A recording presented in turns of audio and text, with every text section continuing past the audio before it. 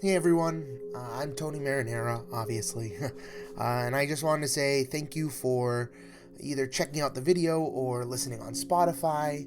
I obviously appreciate it no matter how you're checking this out, but I just wanted to put this at the beginning of the first few episodes to just say I've never done something like this before, and because of that, that means there's going to be either audio issues or, video issues and anything like that. And things might not always be 100% in these first few episodes, but uh, I hope you enjoy what I've put out so far. And obviously, as time grows on, I'll learn and grow. And I have some fun things in store that I'd like to try. So hopefully you enjoy what you hear in these first few episodes, and as time goes on, maybe if you're finding this later on, this won't matter. But I hope you enjoy it. In the meantime, get cozy, get comfortable, and enjoy the spooky tales in Tales from the Saucy Crypt. And stay saucy. Thanks.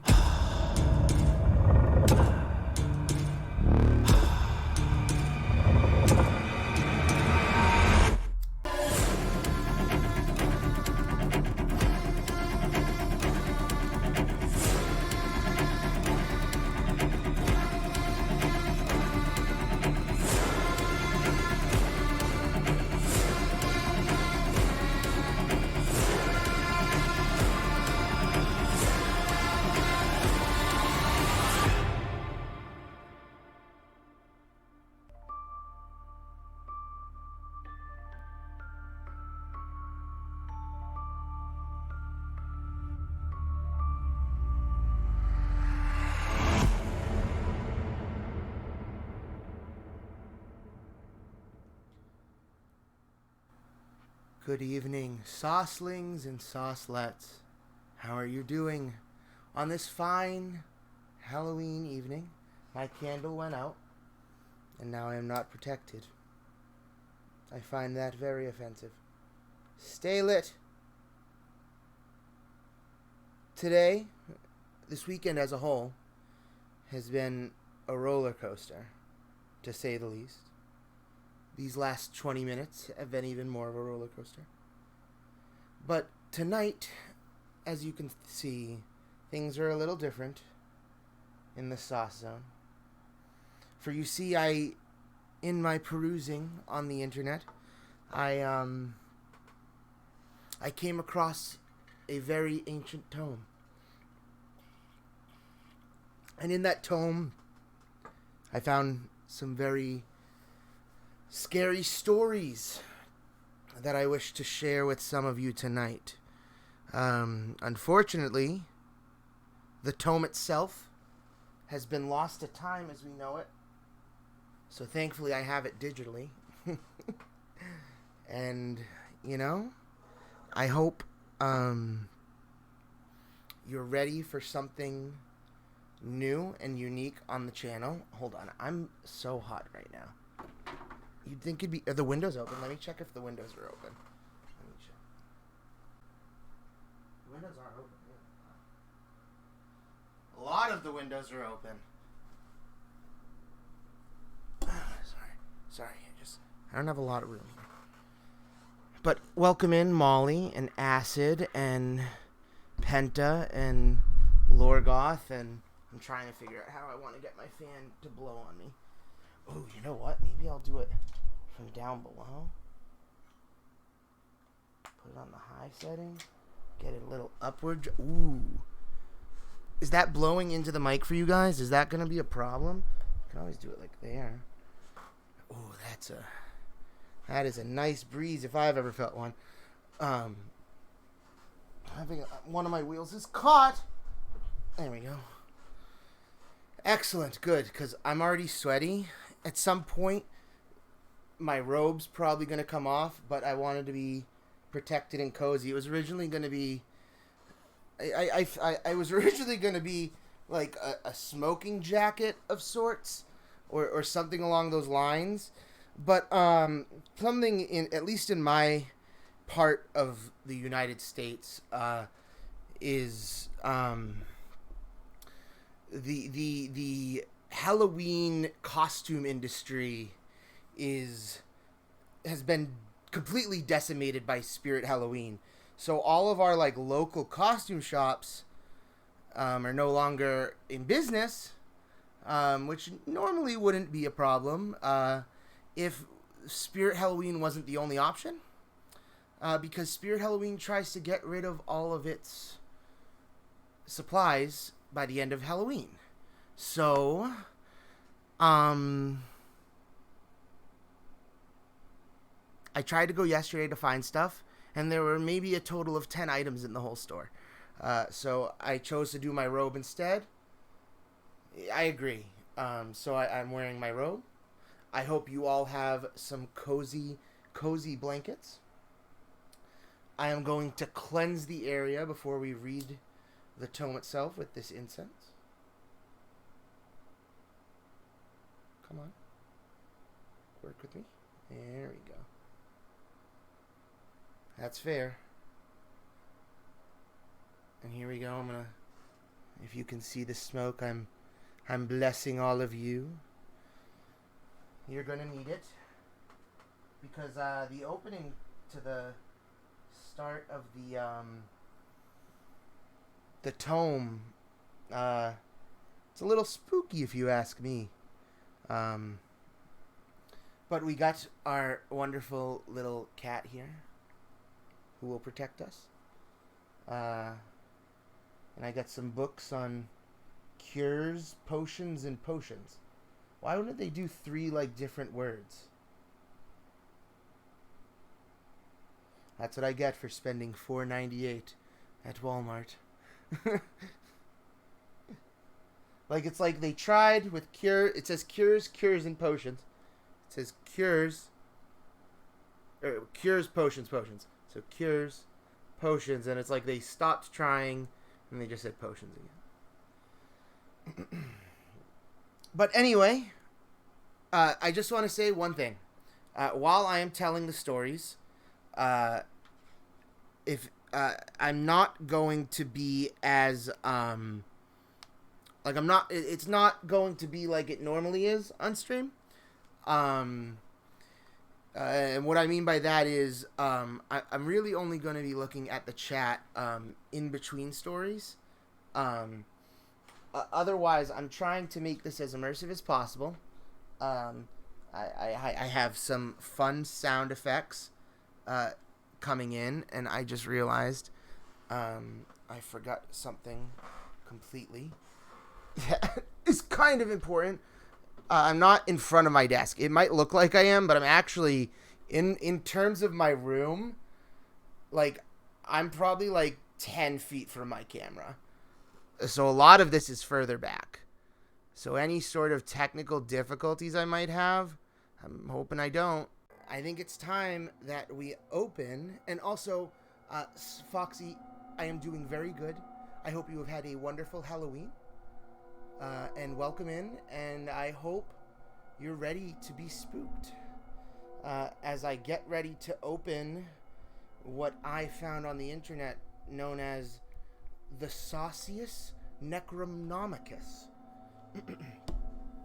So, apparently there are demons and ghouls trapped in this book. So I have to start off with summoning them, I guess. Because there is a opening, I guess, prayer? I'm just putting this in front of me like this now. I might have to switch positions here and there. Because the tablet is dying. Which is really weird because I know it was fully charged this morning, but while I was reading some of the stories, I guess I let something out. But ready? Okay. All creatures, all ghouls, all demons, all frights that call this ancient tome their home, I call upon thee to enter this hallowed ground.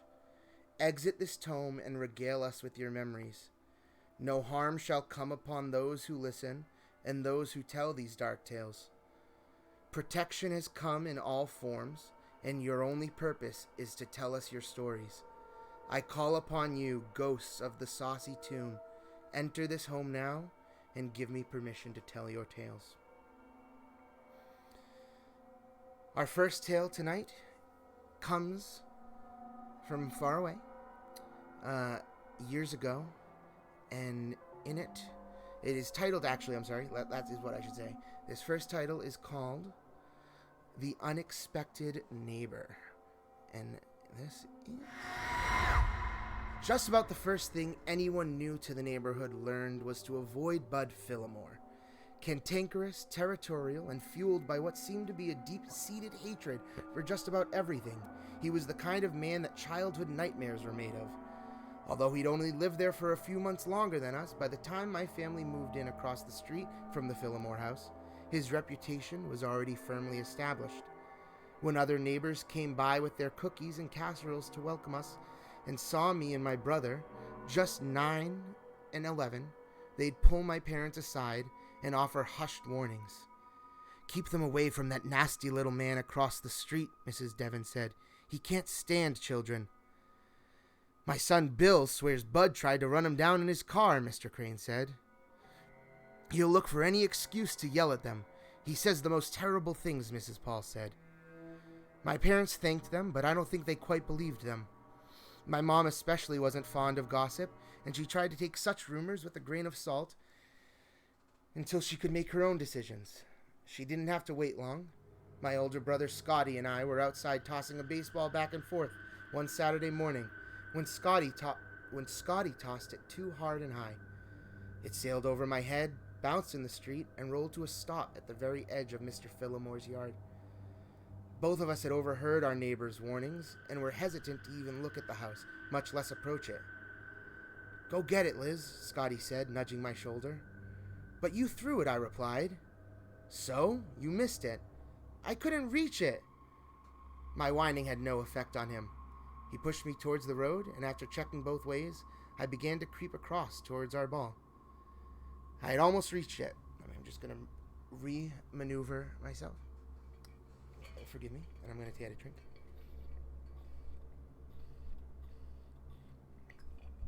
My mouth is very dry.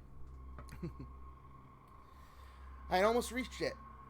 How do I want to do? There we go. This is perfect. Okay. I had almost reached it. I just had to take a couple more steps, and it would have been within my grasp, when the front door of the house flew open. "What the hell are you doing?" A stout man with thin, graying hair came bursting outside and stomped across his lawn towards me. "My ball," I tried to say, pointing to it. "You brats throwing things at my house? Think it would be funny to break a window?" "No." I glanced over my shoulder to see Scotty half poised to run inside and whimpered. "Get out of here," Mr. Phillimore snapped. "Can I just—" "No!" Before I could rap, he'd scooped up the baseball, which had barely been touching his grass, and stormed back inside. The whole front of his house seemed to shake. Excuse me. Let's try that again. Before I could react, he scooped up the baseball, which had barely been touching his grass, and stormed back inside. The whole front of his house seemed to shake with the force of his slammed door. It was the very first of what would be many run-ins with everyone's least favorite neighbor. Our parents tried to talk to him about his behavior, but he just told them to keep their noisy little shits off his lawn and away from his house if we didn't want trouble. Dad thought about calling the cops on him, but his mom became fond of saying there was no law against being rude, so we were told to just try and be more careful. "He must not have always been such a bull," Mom said over dinner about a month after we moved in. "He's married, you know." Dad scoffed at the idea. "Oh yeah? How do you know?" "Dolores Devon was by again for a chat and it came up. Bud wears a ring and she said she sees Mrs. Phillimore looking out the windows from time to time. But the poor woman never comes outside. She thinks she heard Bud say it was cancer once." "Poor lady, sick and married to that," Dad said. "Terrible, isn't it? But it doesn't explain a bit about him. He's just trying to keep things quiet and peaceful around his house. Yeah, sure, Scotty muttered, and Mom frowned at him. He's probably very sad and lashes out without meaning to. He's an asshole, Scotty said. Language, Dad warned, but yeah, he is. Whatever his reasoning, we all agreed it would be best to just try and avoid Bud Fillmore. Scotty and I were extra careful to keep all of our toys well within the confines of our own yard when we played outside. I also couldn't help but keep a wary eye on the house across the street, just in case he decided to be extra crazy and we had to run for it. That's when I started to notice Mrs. Fillmore. Almost every time Scotty and I were out and I happened to be glancing out their house, I would see a tall, slender figure outlined behind the sheer curtains in one of the upstairs windows. While I couldn't get a very good look at her, I figured it couldn't be anyone but the missus. Mr. Fillmore didn't have anyone else. She never banged on the window or shouted at us like her husband. She'd just stand there, watching us. I like to imagine that she was a nice lady, a quiet neighbor who just enjoyed seeing kids at play. I remembered my mom saying Mrs. Fillmore was sick, and I felt sorry that she was trapped in her house with her horrible husband. So I tried to be nice and smile and wave once. Just once. Mr. Fillmore appeared on his front stoop and yelled at me for being a pest until I retreated inside. When I peeked out the living room window later, Mrs. Fillmore wasn't in her usual spot anymore. Eventually, we got used to Mr. Fillmore glowering at us as he drove slowly past. His short temper and his loud voice. It was such a regular thing that our fear turned to eye-rolling dismissiveness. But Bud doesn't own the street. You kids go out and be kids, and if he has a problem with it, I'll deal with him, Dad said. After that, we started to be a little less careful with our things and a little more free with our laughter. We lost a few balls to the Fillmore yard, 1 or 2 frisbees, but nothing we really ever cared too much about. Nothing until Scotty's remote-controlled helicopter. It had been a birthday present, and we were both eager to try it out. As soon as we finished supper, we raced out to the front lawn, where Scotty prepared for the helicopter's first flight. Under my brother's inexperienced and clumsy guidance, the helicopter lifted slowly from the ground and staggered drunkenly through the air. In his excitement to keep it aloft, Scotty didn't even realize it was heading for Mr. Fillmore's yard until it was too late. "Scotty!" I tugged at his arm to try and turn it off course, but it only made things worse. The little helicopter took a nosedive straight into the hedges under Mr. Fillmore's bay window. Scotty frantically wiggled the controls, but the helicopter's blade was stuck fast in the thick greenery. As if he'd been waiting for us to slip up. The front door was flung open, and he practically pounced on the toy. "What have I told you?" he bellowed. Before we could argue, he had already disappeared back into his house.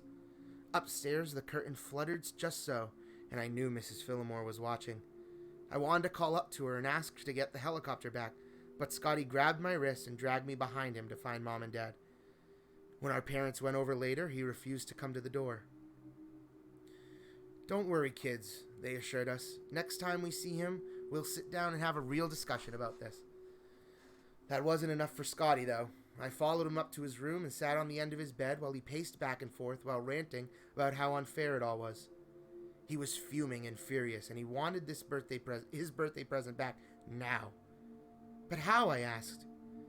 He paused, his gaze sliding to his window and the house beyond it. "We're gonna take it." It was a childish, simple, stupid plan with no thought of consequence or punishment. We were going to break into the Fillmore house and not just get our helicopter back. We were going to get all of our things back. "We'll do it when he goes out next. I can figure out how to get the lock open. It can't be that hard. Then we just have to find our stuff." "What about Mrs. Fillmore? She never leaves." "You can distract her or something. I don't know. We'll figure it out." I don't know, Scotty. I don't want to disrupt a poor sick lady just for a few toys. "Don't worry. We'll just be back. We'll just be in and out. She probably won't even notice we're there." I doubted that, but I had a hard time saying no to my big brother. Scotty put his plan into action the very next afternoon. We were playing a game of horse in the driveway when Mr. Fillmore's garage opened and his car chugged to life. He was wearing his customary scowl as he drove by. The moment he turned the corner, Scotty chucked our baseball off to the side and bolted across the street. I checked to see if Mrs. Fillmore was in her window. and when I saw no sign of her, I followed. Scotty's idea of getting the lock open turned out to be using a small rock to break the window pane on the door above the latch. It was something he'd seen in a movie or something. Immediately, I had images of flashing red and blue lights and handcuffs, and my stomach turned sharply, but my brother whispered that it would be fine. "He can't prove it was us. Everyone on the street hates him." He sounded so confident that all I could do was nod. Scotty reached carefully through the broken glass, careful not to cut himself, and found the deadbolt. It clicked out of place, and he pushed the door open, letting us into Mr. Phillamore's house. I clung to the back of Scotty's shirt as we tiptoed across the kitchen. It was so spotless, obsessively so, and smelled of cleaning supplies. Every window had something tacked over it, old blankets, towels blocking out the bright afternoon sun, and casting the room into a gloomy darkness that made the room seem small and oppressive. I swallowed hard and forced myself to follow Scotty. Every room was the same. Fastidiously, not going to be able to ever pronounce that. Fastidiously, there we go. Clean, organized, and shrouded in shadows. The bay window that I knew he spied on us from had a little hole cut into the heavy velveteen material, just big enough for someone to see out of. I could just picture him sitting on his plastic-covered couch, watching us, waiting for us to get too close. It was enough to make me shudder. We cleared the whole downstairs pretty quickly, but there was no signs of our things. "Shit," Scotty hissed. "He must be keeping upstairs." "But Mrs. Phillimore, just stay close and stay quiet, okay?" I nodded, too nervous to say anything else anyway. We'd only gotten up a few steps when the floorboards on the second floor creaked. Scotty immediately pressed himself against the wall and motioned for me to do the same. We listened to the soft padding of footsteps crossing from one floor to another. "Scotty," I whispered, grabbing at his sleeve with both hands. "Let's just go." "No, he went too far this time. I'm going to get my helicopter." Door hinges squeaked from somewhere upstairs and the footsteps stopped. Scotty pulled his arm from me and scampered up the remaining steps. Reluctantly, I went up too. We found a guest bedroom first. It was all muted colors and magazine-quality furniture, void of any warmth or personality, like it was just set up for show, never intended for use. At least it was a bit brighter up there. The windows only had a few layers of sheer curtains over them, enough to obscure visibility, but still let in light. The second room, obviously Mr. Phillamore's. It was the most lived-in looking room of all of them, and even then, that was only because there were some pictures hanging on the walls and some personal items on the nightstand. The bed was meticulously made. All the clothing, most of which was masculine, hung neatly in the closet. There wasn't even any stray hairs in the brush on the vanity. I wondered how someone could live in such a cold, lifeless house. There was only one room left upstairs, the one Mrs. Phillimore must have gone into. Its door stood half open. Scotty and I traded a look, his determined, mine silently pleading with him to leave. He took a step towards the door. I shook my head and grabbed at the back of his shirt. Again, he brushed me off and placed the flat of his hand on the door, pushing it open slowly. Inside, the room was almost empty except for a large vanity against one wall.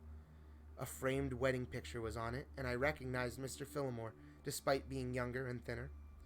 In front of the vanity, posed on a tall stool, was a mannequin. She was wearing what I thought of as a 50s housewife dress, white with little pink and green flowers all over it. A string of pearls and a blonde wig carefully combed back into a bun. Her featureless face was fixed on the mirror in front of her. Scotty's brow wrinkled, showing the same confusion as I'd felt. We'd both heard Mrs. Phillimore walk to this room, but there was no one there. "Let's just go," I begged, a cold sweat starting to trickle down the back of my neck. Scotty shifted his weight, obviously torn, and the floorboard beneath his feet groaned. The mannequin's head turned sharply towards us. Scotty leapt back with a yelp, an arm thrown out protectively in front of me. "Liz," his voice was trembling, "run." I stumbled back down the hall on legs that didn't want to work. I could hear Scotty stomping along behind me, and behind him, a rapid skittering. We skid at the top of the stairs, and I grabbed the railing to keep from falling headlong down the steps, while I righted myself and dared to glance back down the hallway. It was empty. Where'd it go? Something, we're unsure what, thudded against the ceiling. We both looked up and screamed. The mannequin was crawling spider-like over our heads. She wrenched her head completely around, turning her blank face towards us, and flitted towards the wall. She started to descend, the whole time facing us. I was still screaming while Scotty hooked his arms around my waist and hauled me down the steps. We crashed over at the landing, tipping over one another, and we could hear the click of fiberglass on wood as she pursued us. I was crying, scrambling on my hands and knees across the floor, and my brother was shouting for me to get up to go. He grabbed the back of my shirt and practically threw me down the hall, and then Scotty was shrieking. I spun. The mannequin was crouched on the last step, one arm outstretched. She had her fingers wrapped around Scotty's ankle. They were tightening until his bones started to crunch beneath her grip. He kicked at her with his other leg, but it did nothing. She started to drag him back towards the stairs. "Scotty!" I screamed. But before I could move, he looked up at me and shook his head furiously. Liz! Liz! He could barely get the word out through the fear and pain that masked his face. "Run!" I wanted to stay. I wanted to grab his hand and pull with all my might and drag him out of that house with me. But he shouted again, "Run! Run!" over and over until the words became a garbled mess of howling, terrified cries that chased me out the same door we'd come through. It was the last time I ever saw my big brother. No trace of Scotty was ever found. My parents searched. Police searched. There were dogs and special agents and tons of time.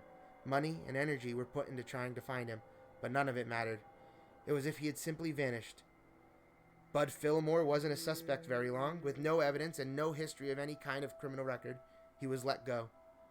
Scotty was dubbed a missing child, reduced to a single box of paperwork that was all too soon moved to the cold case stacks. No one believed me when I told them what really happened. They all said Scotty must have been kidnapped on our way back from Mr. Fillmore's house, and I was too young to really understand it. That I had gotten confused and in my fear made up some story using the scary thing I just encountered. Mr. Fillmore's mannequin belonged to his late wife, Sharon. Let's try that again. Mr. Fillmore's mannequin belonged to his late wife, Sharon. He kept it after she passed because it reminded him of her. Sometimes he'd moved it around, put it in a window, but it wasn't alive. You understand that, right, Liz? My therapist was fond of asking. And I told her what she wanted to hear, even if I knew it was a lie. The adults preferred it that way. It was easier for all of us. Maybe that was why I never showed anyone the note that had been left taped to our door, typed and anonymous, that just said, "I tried to keep you away." I didn't think it would have changed anything. I knew though, and I never doubted myself, or the fact that Scotty had sacrificed himself for me. And up until Mr. Fillmore packed and moved away a few years later, I would sit in my brother's room and I would stare out the window at his house. I would watch the second-story window, waiting for the telltale dark figure to appear behind the curtains, waiting for the quiet neighbor that everyone said didn't exist. That was the wrong sound. That's the sound I meant to play. That's what I meant. Sorry for the scream, everyone. So that was the story of the unexpected neighbor. But yes, that was the first one. What's the title of this one? I guess they didn't want to write the title for this one. This one's another one about a neighbor, though. But yeah. But thank you so much, Aki, for the bits. I hope you guys enjoyed that first story. That was a little bit of a creepy one. Mannequins that come to life creep me the hell out. So, I mean, I can only imagine what you guys were experiencing. But seriously, thank you so much for tuning in tonight, guys. I really appreciate it. Anyone who's been lurking or just listening, I appreciate you too. For those of you who don't know, I'm actually also recording this, and I'm thinking of uploading it somewhere to either YouTube or even just as an audio clip. So if people wanted to listen to this after Halloween, or people who couldn't make it tonight, or if you guys enjoy this enough, I could do this weekly as well. So that, I mean, that's something I guess we'll see how everyone enjoys tonight. And I appreciate everyone bearing with me through the technical difficulties and things like that. I'm trying. I've been working very hard, and I ran out of time, and everything that probably could have gone wrong today could have gone wrong. But here we are. It is right where I'd like it to be, and I think if I continue doing it, there is so much more I want to do. But yes, I think it is time, though, that we start our next story. This is, like I said, another one about a neighbor. For some reason, the Saucy tome doesn't have the title to this one. But the first sentence says, my neighbor is one of those annoying wannabe YouTube personalities. So we're going to call this The Haunting of YouTube. My neighbor is one of those annoying wannabe YouTube personalities. Over the years, I've seen him cough out cinnamon, lay flat on the hood of his car as it slowly creeps down the driveway, and douse himself in lukewarm water. All the while screaming, epic win, epic fail, or fuck, epic maintenance. Epic maintenance of the status quo, for all I know. It can get tiring to watch him go about his shenanigans in the pursuit of viral fame.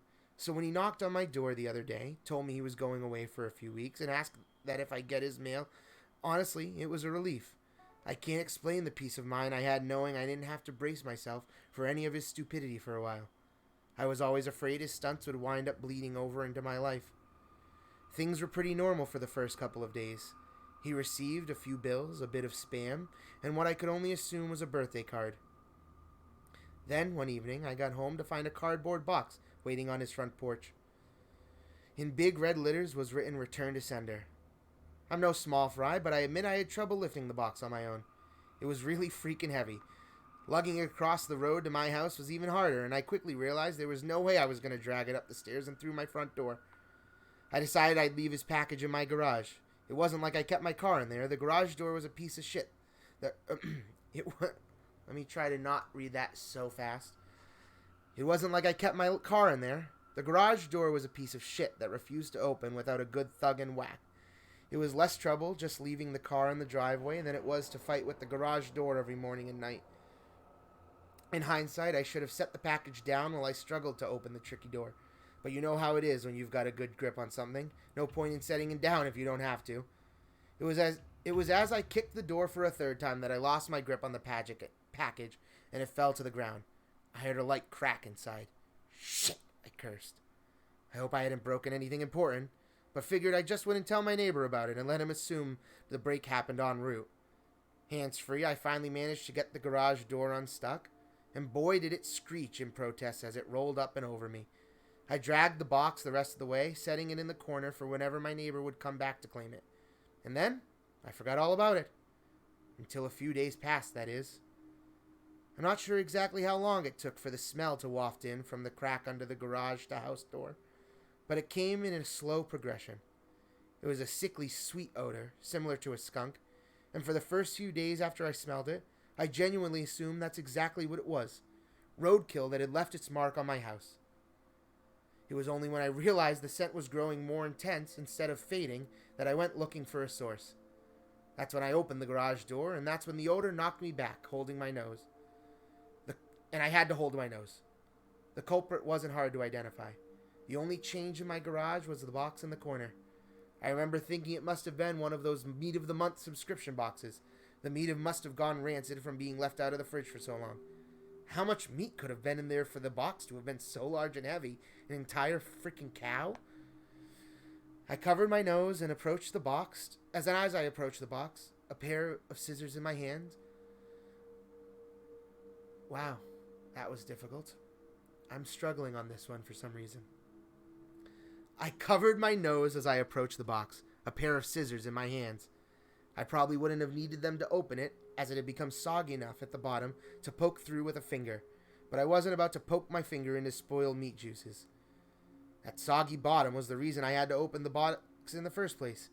If I tried to drag it out whole, everything would spill onto the floor.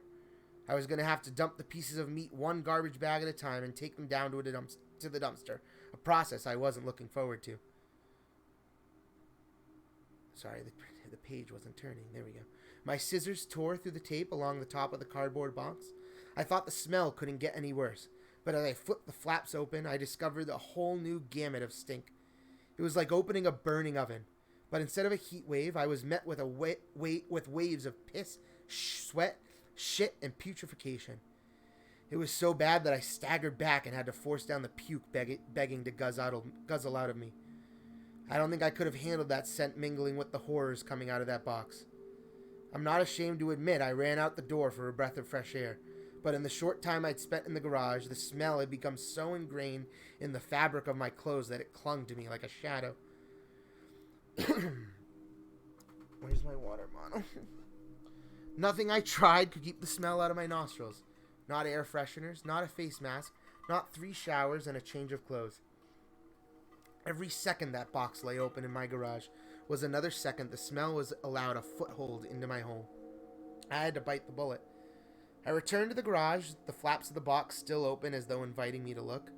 I was prepared, a clothespin pinning my nostrils shut, a garbage bag in one hand, the strongest cleaner I could find in the other, and long rubber gloves to keep my skin, from having to touch what was inside. But, as it turns out, I needed none of those things. I wouldn't have to touch or clean the contents of that box. I would only have to suffer the nightmares every night. You see, there was meat in that box, but it didn't come from a cow or a pig. No, it was worse than that. The thing that I saw in the box was unlike anything I could have ever imagined. It was my neighbor. Dead. Still in one piece, but dead. I called the cops, and naturally they took me in for interrogation. It's kind of hard not to suspect the man with a corpse in his garage, after all. Thankfully, they soon realized I wasn't involved. My DNA might have been all over that box, the smell might have left a mark throughout my house, but there was one piece of irrefutable evidence in my neighbor's own hands that proved my innocence. A vlogging camera. They showed me the footage only once. I'm not sure if they were allowed to, or if they felt bad for me, they figured they couldn't, or if they felt so bad for me, they figured it couldn't hurt. Either way, I saw it. My neighbor was sitting in the box outside of a shipping facility, laughing as he told the world how he was going to mail himself across state lines. He'd brought pee bottles, food, a pillow, and a few flashlights. His friend, a guy I'd seen at his place several times to help with his stunts, closed the lid and presumably dropped him off for shipment. Throughout the next couple of hours, or days, I'm honestly not sure, my neighbor recorded a few short clips about his progress. I think I'm in a truck now. I can feel it moving. Must be in the warehouse. Pretty warm here. Still got plenty of food. That kind of stuff. And then on the last entry, the box toppled over. He broke his neck and that was it. The camera recorded until either the memory card got too full or the battery died. There's one thing I didn't tell the police after they showed me that video. One thing I heard in the footage that will haunt me to the day I die. Just after the tumble that broke his neck, I heard the familiar screeching that only I would understand. It was the screeching sound of my garage door. So that was story number 2. And I realized the name of it after I was halfway through the story. The title of that story was called Return to Sender. Bet you can't figure out what the first hint was. But yeah. So moral of that story, don't ship yourself in a box. And moral number 2, don't let people like myself be the neighbor that is in charge of handling things. Because chances are he is also clumsy like myself. And he will drop the box and break your neck. So you can either be stupid or you can have your neck broken. Either or, take your pick, I guess. What's up, Noah? How's your night going? Just in time for we're getting pretty close to the third story. And I just noticed I'm running, the incense is burning low, so once it burns, probably halfway through the third story, I'll have to light another one to cleanse the area, because obviously I don't want any spirits from the book to get trapped in here. I'm just trying to find where. Here we go. There. I try to all I'm trying to do all sorts of protection scents and things like that, or what claims to be protection scents. Does anyone believe in that stuff? I know, for most people it is a pseudoscience, obviously. And I don't necessarily believe in it. But, if you do, nothing wrong with that, obviously.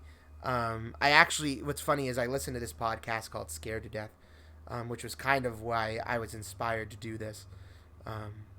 Check it out if you haven't. Incredible podcast.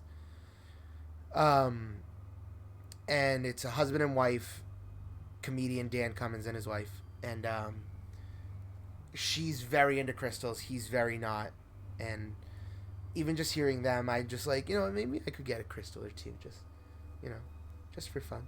They're pretty. I like looking at them. I like rocks. But yes, I do believe in the spirits and spiritualness and ghosts and things like that. I have had some ghost experiences myself, which I can share maybe at the end, or another night, or if we do this again, if this becomes a weekly thing, then I would definitely love to share my personal ghost stories. And something they do on Scared to Death, which could, I obviously don't want to take everything from Scared to Death, but if I do continue doing this, if people do want to send in either their own ghost stories, or even if they know a story, like, I know of some stories that my grandfather passed down that, were like old war campfire tales that I could do and things like that. But yeah, I'd love to be able to bring in some viewer, if this becomes bigger and more popular kind of thing, viewer stories kind of thing. But I'm glad everyone's enjoying it so far. I hope you're all cozy and safe. Thankfully, assuming that the spell I said at the beginning of the tome worked, they should just stay in this one room with me, this very creepy fireplace room. And the incense should protect us as well. And there is a protection spell at the end that I will say, for those of you who do believe in this occultish or kind of stuff. If you believe in this, I obviously don't want to offend you either. So that is why I'm also including those things, even though even though I think it is a pseudoscience and might not necessarily believe in those things myself. I obviously don't want to discredit other people's beliefs in those things, because everyone's entitled to their own beliefs, except Scientology. That's a cult. I'm kidding.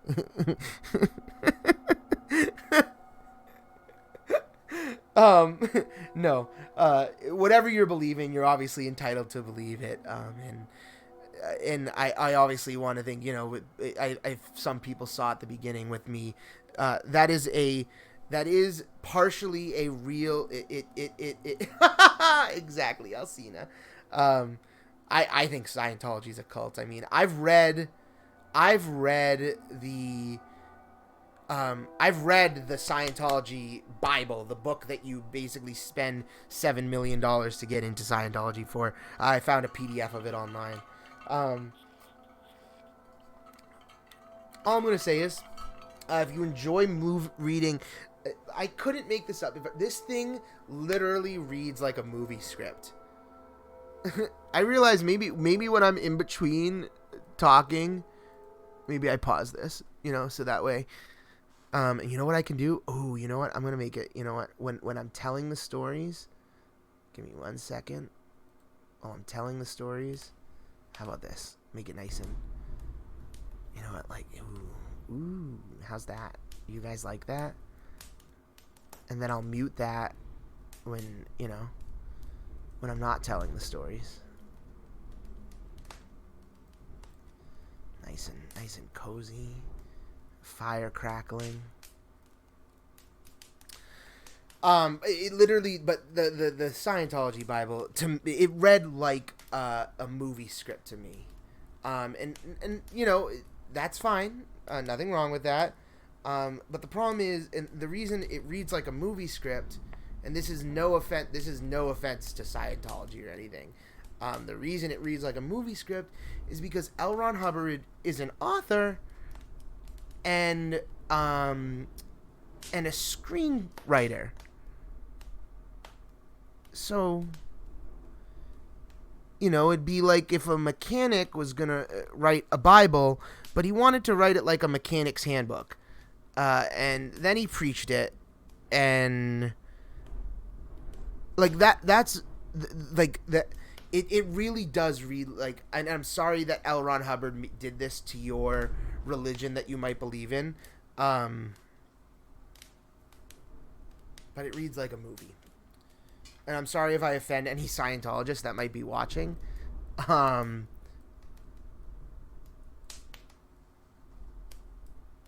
that's my honest opinion. I was raised Catholic.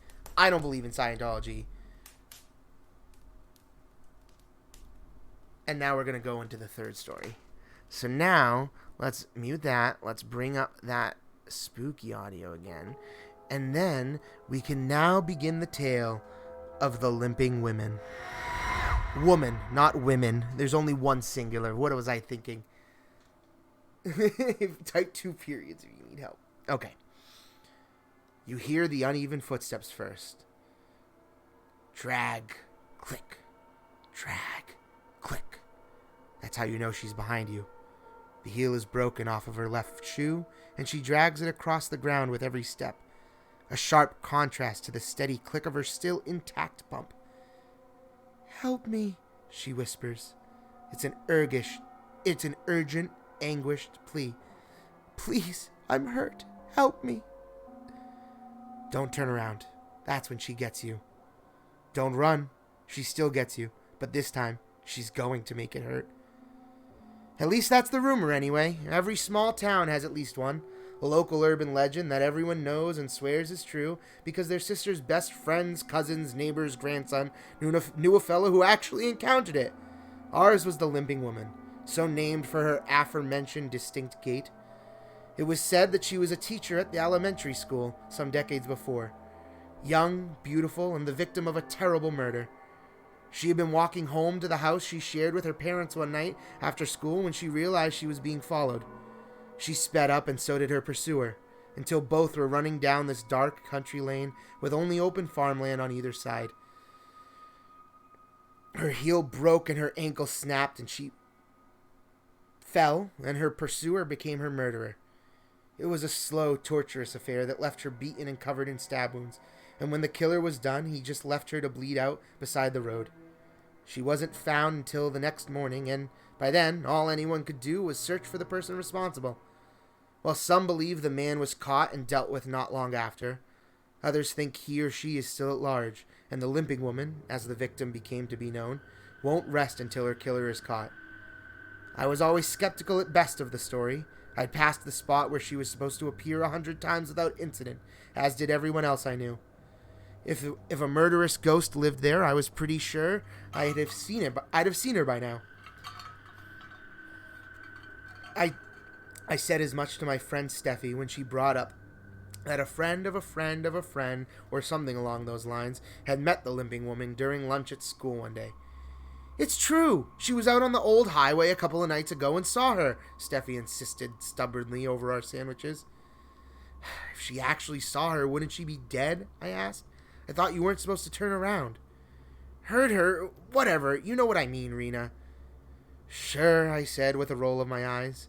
It always frustrated Steffi that I didn't share her willingness to believe the unbelievable. So how'd she get away? She said the words. Duh. Oh, right. The woman's last words. Last words we all somehow know without ever having caught the one person who could have heard them. We know them because the real killer was never caught. He told people who told other people. And we all just magically knew to use them to ward off being killed, I finished for her. Steffi frowned. She loved all things spooky and supernatural and spent a lot of time researching our local legends, especially the Limping woman. Come on, page, turn for me. There we go. It's not magic. It just reminds her of her own mother, and she gets... Let's try that in a voice, because it's a character speaking. It's not magic. It just reminds her of her own mother, and she gets distracted by her grief and leaves you alone. Okay, I said, hoping that would be enough to put an end to the topic. It was an argument neither of us would win, and I didn't feel like getting into it, again, over whether or not a ghost was real. At 15, it was starting to feel silly. Steffi, however, wasn't going to let me off so easily. They say she remains because they got the wrong guy and she's angry about it. Like everyone knew it, but no one cared because they wanted to blame someone. Don't you feel at least a little bad for her? She's still waiting for justice after all this time. Steffi, she only goes after people who don't believe in her, you know? I didn't like the way Steffi said that. Like she had an idea forming that I wouldn't approve of, and I shook my head. Whatever it is, no. We could go out there, out to the spot she hunts. No, don't be dumb, I said. You don't believe anyway, so what's the big deal? I've walked past there a lot, okay? Nothing's ever happened. Have you gone after dark? Steffi started to smile. No, but so what? That's when she's active. Going in the day doesn't count. This is dumb, I said again. We'll go tonight. Every argument I had was met with questions of whether I was too afraid, and Steffi was mocking me for being chicken. She kept it up for the rest of lunch, through our shared science class, and then passed me notes in the halls between classes after that. By the time the final bell rang, she had worn me down. But not because I believe she's there. I made sure she knew. That was the wrong character. That was Steffi's voice I used. There's so many voices, so little time. But not because I believe she's there. I made sure she knew. I'm just going so you shut up. The sun set just after 5 that evening. At 7, we met up on our bikes in front of my neighborhood. Her parents thought she was doing a project at my house. Mine thought I was at hers. Typical teenager tricks to trick our parents. We had 2 hours to ride out to the farm where the Limping woman was said to haunt and get back before they started trading phone calls. We pedaled hard and fast, leaving behind the glow from windows and street lamps until darkness swallowed up the world around us. With only moonlight to guide us, we wove our way across town and paused into the outskirts, where the insects were louder, the stars brighter, and the safety that came from feeling like you were surrounded by other people fell away. It was hard not to feel entirely exposed out on that old road, where flat fields rolled off onto the distance on either side. There was the occasional barn or farmhouse set a ways off down long, dusty drives, but otherwise it was really just us on our bikes at night, and the night. Up ahead, Steffi said from behind me. See the cross? That's the marker for her. We skid to a stop a few yards away from it and exchanged a glance almost lost in the shadows. Scared? She asked, breathless with excitement. No, I said. It was an honest enough answer. I was nervous, sure, but who wouldn't be when you're outside after dark and there's no lights around and it's the middle of nowhere in the pitch black? Remember, if you turn around, she gets you. If you try to run, she makes it worse. Just stand still when she's close by and say her last words. Steffi spoke so seriously that I had to stifle a giggle. It was ridiculous. I kept trying to tell that to all the butterflies stirring in my stomach, but it didn't do much good. We climbed off our bikes and set them on their kickstand. Steffi groped about for my hand and entwined her fingers with mine. She was shaking. Ready? Let's get it over with, I replied. We walked up to where the cross was placed and paused. Steffi squeezed my hand and took in a slow, shuddering breath. Her fear was starting to have an effect on me, quickening my heartbeat. Let's try that again. It changed sentences. Her fear was starting to have... pages, I mean. Her fear was starting to have an effect on me, quickening my heartbeat. But I squared my shoulders and clenched my jaw and took a step forward. We crept along the roadside, careful to keep our eyes pointed straight ahead. Steffi kept reminding me in a trembling whisper that looking anywhere else could lead to trouble. A minute or two passed. It couldn't have been longer despite feeling like it, and nothing seemed to happen. My fear began to ebb, replaced by an admittedly relieved giddiness that I had been right, and I almost turned to Steffi to say, "I told you so." And then I realized how quiet it was. All the insects that had been singing loudly when we arrived had gone silent. There were no distant calls from night birds, no breeze passing over us. Nothing. Just the sound of our own breathing. To my surprise, Steffi sighed, disappointed. I wondered if she realized how quiet everything had become. How could she not feel how claustrophobic it had become out on that open road? How closed off we were, in the dark, in the silence? I wanted to ask her, but the question was like a knot in my throat that I couldn't untangle. Behind us, grass rustled, followed by the crunch of loose gravel underfoot. We listened closely, or at least I know I did. It sounded like someone was pulling themselves slowly out of the field and onto the road. Drag, click, drag, click. Every hair on my body stood up at once.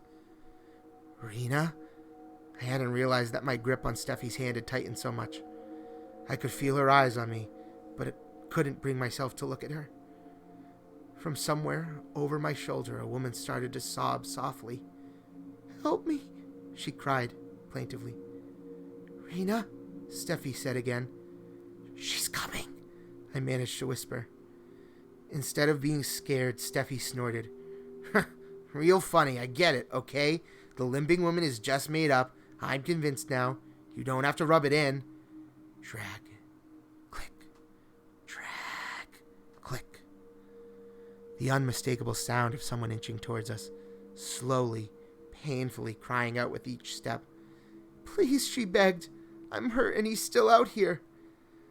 "Steffi," I hissed, tears burning in my eyes. "She's coming." There must have been something in my voice, a tightness that only true terror could cause, that convinced my friend that I wasn't just pretending.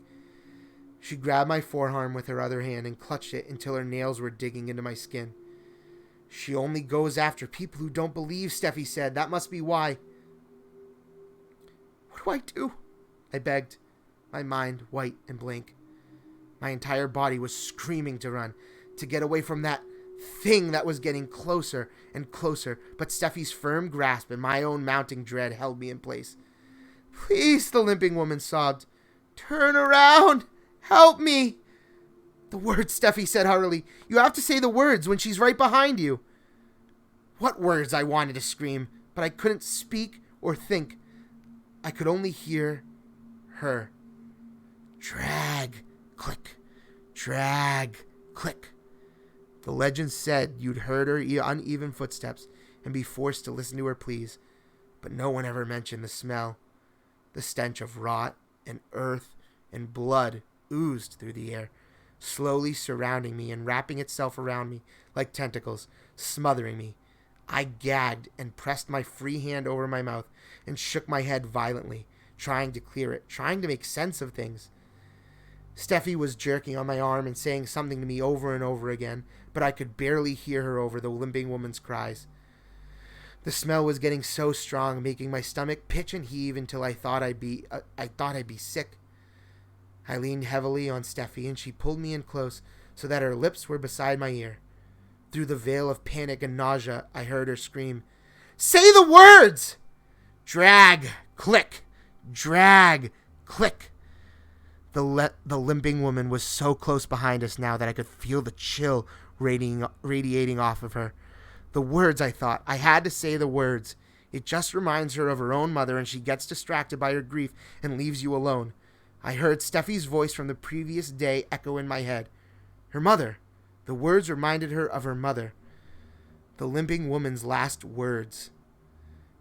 I sat there, wondering if I could even hear it anymore when I heard the breath behind me. I jumped nearly out of my skin. "Please," Bile rose in the back of my throat. My mother's waiting for me. The footsteps stopped and were replaced with a high-pitched, heart-wrenching scream. From somewhere off in the night, a dog started to howl after the scream. Insects began to sing again. The wind whistled across the field. Sounds of normalcy, of life. The limping woman continued to screech while I found my legs again, and with Steffi in tow, tore back to our bikes. I never once looked up from the ground. The only thing I saw as we darted by was a pair of feet in torn stockings and pumps, the heel of one of which was missing. We didn't stop riding until we made it back to my lawn, and when we got there, I raced to the bushes on the side of the house and vomited. Steffi claims she didn't hear or see anything that night, but she believes that I did. She believes that I encountered the limping woman. I tried to come up with some kind of rationalization for it, like power of suggestion or something, but when I think back to those footsteps and those sobs and that final scream, I know that there is only one explanation. And now I, too, believe in the limping woman. So yeah, that was the story of the limping woman. Nothing like that drag click, right? Or that breath behind your neck. Huh. If I heard something breathe behind my neck in the middle of darkness, probably shit my pants, no lie. Right there. I don't think I'd have any shame in it either, because how would you not shit your pants in that scenario? Hold on, let me light the incense. The problem is the fan. I am going to light this incense. Come on.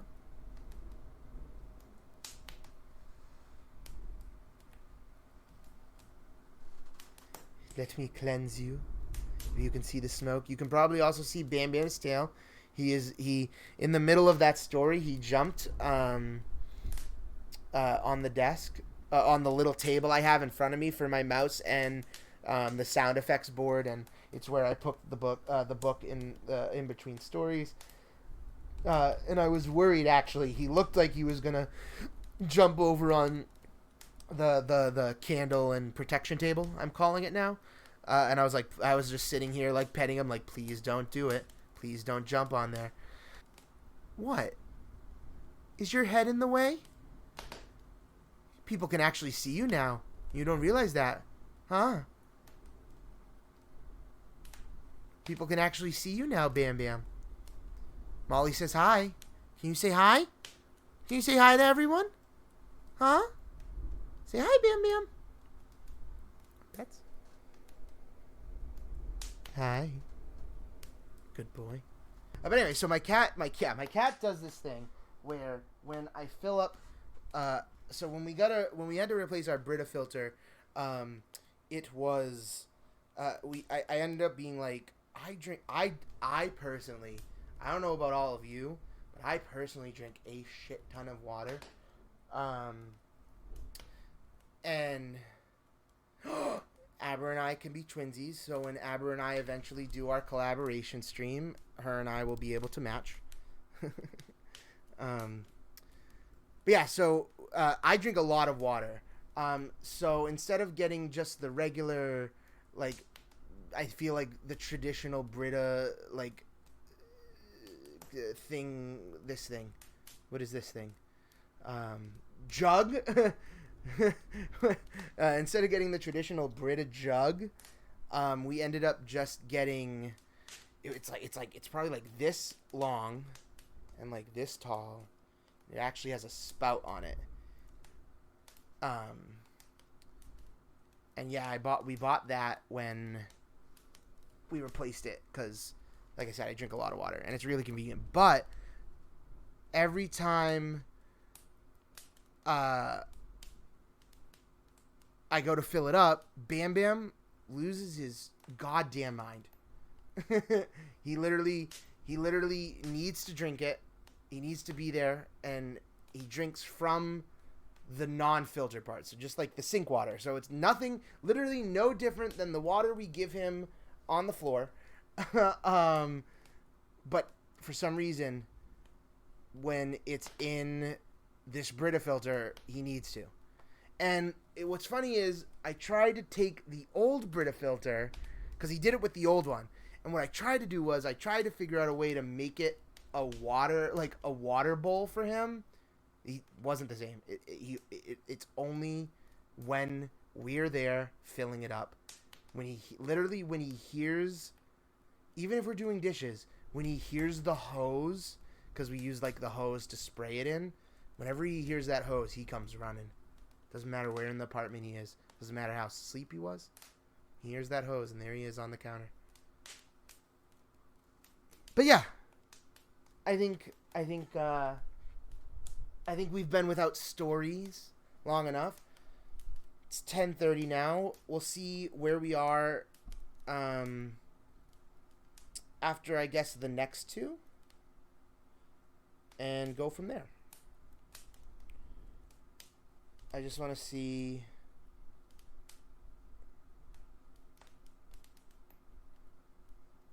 Yeah, this is the one I don't want to read today. I only say that because there are pictures with it, and I'd like to figure out a way that if I do continue this, I want to be able to have pictures. Like, either that I can show after the story, or and that's something STD does. Totally 100 would be stealing that from them. But some of the stories that I found online came with pictures, and I don't know if they found random pictures online and built a story around it, or they just had like creepy areas in their neighborhood and they like made a real story with where they live. Kind of how like if anyone was into the Slender Man YouTube craze, like Marble Hornets would do, where it would be like in there, like they're just playing fictional characters in their hometown kind of thing. Without further ado, this is a tale known as Mimicry.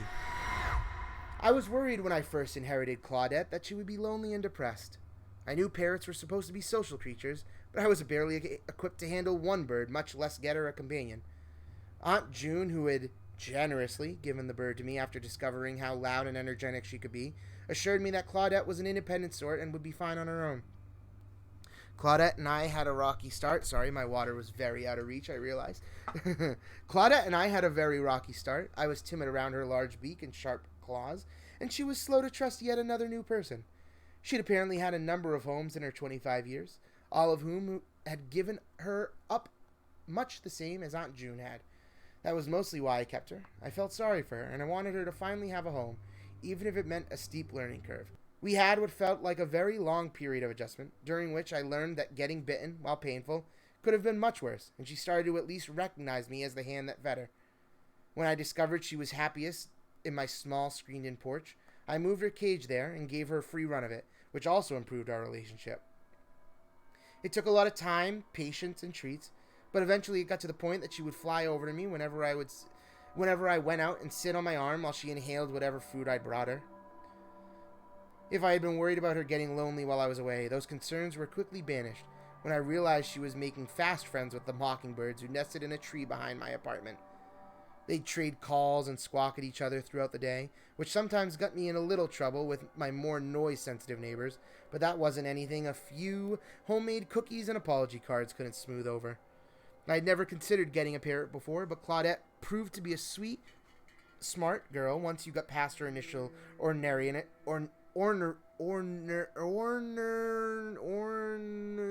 I can't pronounce, and I learned that she had a fairly extensive and sometimes colorful vocabulary, and was an excellent little mimic. I also found out that over the course of a few months, while I was at work, she'd apparently been teaching the mockingbirds a thing or two. I was sitting on the porch one evening, giving Claudette a little neck scratch before going in to make a dinner, when I heard a soft but very distinct voice coming from somewhere overhead. "Shit!" it said. I jumped, having not seen or heard anyone approach, and looked around, but my little corner of the apartment complex was quiet and no one was outside. In my lap, Claudette started to bob her head, her feathers ruffling ever so slightly. "Shit!" the voice said again. "Shit!" Claudette answered. She and the voice went back and forth a few more times, enthusiastically shouting one of her favorite words, until I rushed her inside in embarrassment and to keep whoever was taunting her from going any further. It wasn't until I saw one of her mockingbird friends swoop by the porch a few times, obviously in search of Claudette, that I realized the voice that I'd been hearing hadn't been someone encouraging her naughty behavior. It had been the mockingbirds mimicking her. Claudette had taught the wild birds to swear. It was going to take a lot more cookies to get back on my neighbor's good sides when they figured that one out. Instead of moving her inside, I decided to try and encourage her to use sweeter phrases that I hoped the mockingbirds would pick up on. "Hello," I said over and over again. "Hello," Claudette said. "Shit," the mockingbirds said. Shit indeed. I hadn't even known mockingbirds could talk, much less how to get them to pick up new words, so I scoured the internet and asked around, hoping for some insight. "They just repeat what they hear often," one bird enthusiast replied when I left a comment on a forum. "They'll pick up something else soon. A mockingbird near me constantly called my dogs for ages until it picked up a new bird song. Good luck." Okay, I told myself, I could wait them out. In the meantime, I kept working with Claudette to clean up her own language and spent a bit of time every night repeating words to her and rewarding her when she got them right. It took a few more weeks and months, but the swearing was definitely on a decline, and I hadn't heard the mockingbirds repeating her anymore, so I was counting it a victory. One morning, when I went out to feed her before I left for work, she bobbed and paced along her rung with her usual enthusiasm. But I noticed she was making these odd, raspy noises, like she couldn't quite catch her breath. I took her up on my arm and gave her a quick once-over while stroking her back. "You okay?" I asked. "Hello," she said, and the odd breathing stopped. I waited for a little while, almost enough time to make me late, but she seemed fine, and I rushed off to get to work. The next morning, however, the low rasping noises were back. She again came over to me, fluffed and bobbed, all the while making the ragged-sounding breaths. Outside, the mockingbirds were responding with unusual clicking noises. I didn't pay much attention to them, too concerned for my poor parrot. Unable to leave her again when she was in such an obvious state of distress, I called my boss to let her know I had a family emergency and hurried Claudette to the nearby vet. I told them in a quavering voice that I was sure she had some kind of serious illness and explained that she was having trouble breathing, and they ushered me into a room to wait for the doctor. When he came in, I again told him about the sounds and begged him to listen to Claudette. She was sitting in her travel cage, preening quietly, completely undisturbed by the fact that her life was hanging in the balance. I swear, she sounded horrible yesterday and today," I insisted. "Sometimes these things come and go," Dr. Graham said gently. "Can you do me a favor and imitate the sound she was making?" I quickly did as he asked, hoping I'd be accurate enough for him to understand the severity of the situation, and immediately Claudette started to mimic me. Dr. Graham hid a smile behind his hand before catching himself and becoming serious again. "She's fine, Stacy. It seems she may have overheard you during some nighttime activities and is just repeating those sounds." "What?" "Well, I hope you aren't too embarrassed, but I think she's heard you with, a partner during intimate moments." Claudette emphasized his statement with an unmistakable little moan. With my face burning a bright red, I packed up my bird, mumbled an apology, and thanked him, and practically ran out of the office. "You've been listening to the neighbors," I accused, and now whistling Claudette on the way home. "Or has someone been playing their TV too loud? How did you learn to make those noises?" It certainly hadn't been from me, that much I knew. Whatever it was, it must have been going on for a while if she was starting to mimic it. I couldn't just go around asking my neighbors if they were getting down and dirty with the windows open. So for now, I'd just have to try and keep a closer eye on what she was getting exposed to. When I released her back onto the porch, she squawked a chorus of hellos to the mockingbirds who sang back, and then settled on top of her cage for a nap in the sun.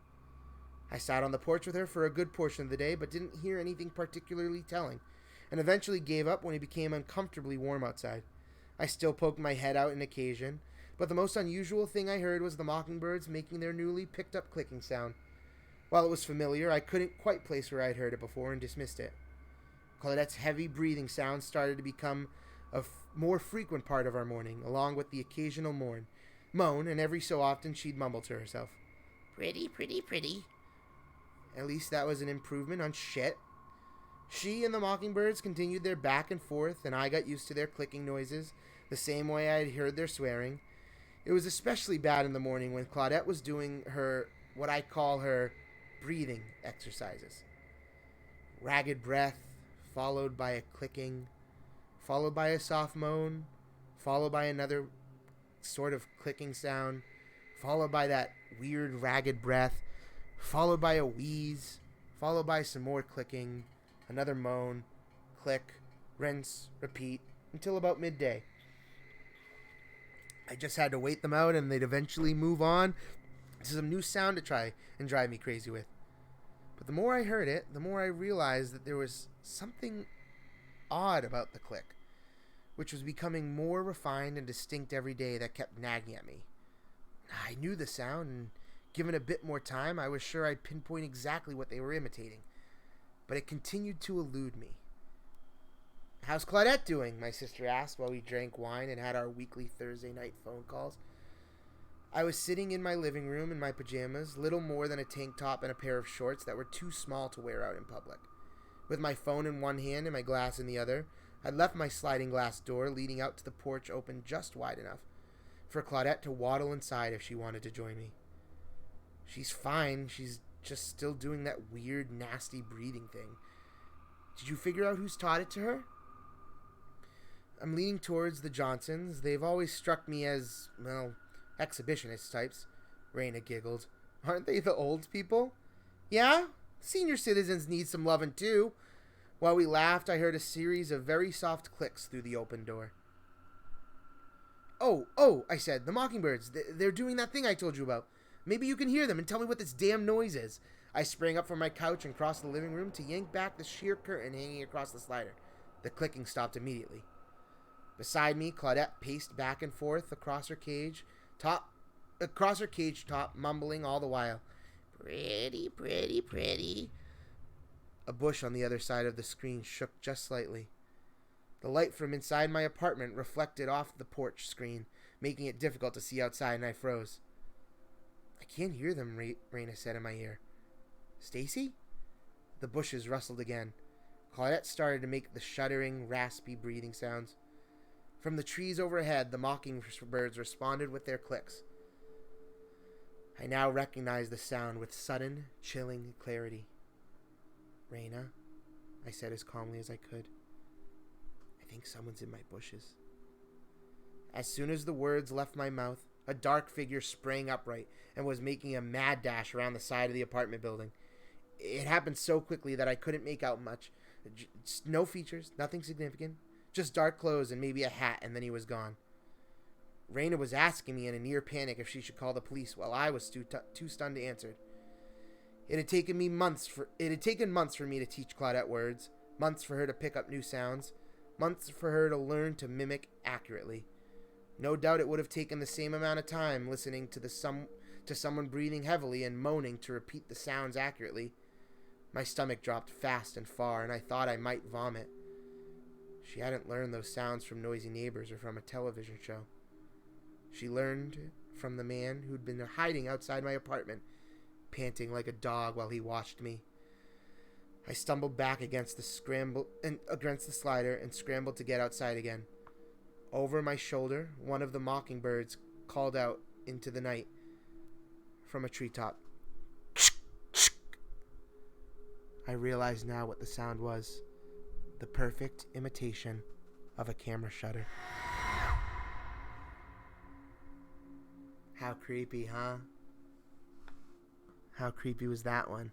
But this one's one of my personal favorite, I guess, myths, almost, if you want to say.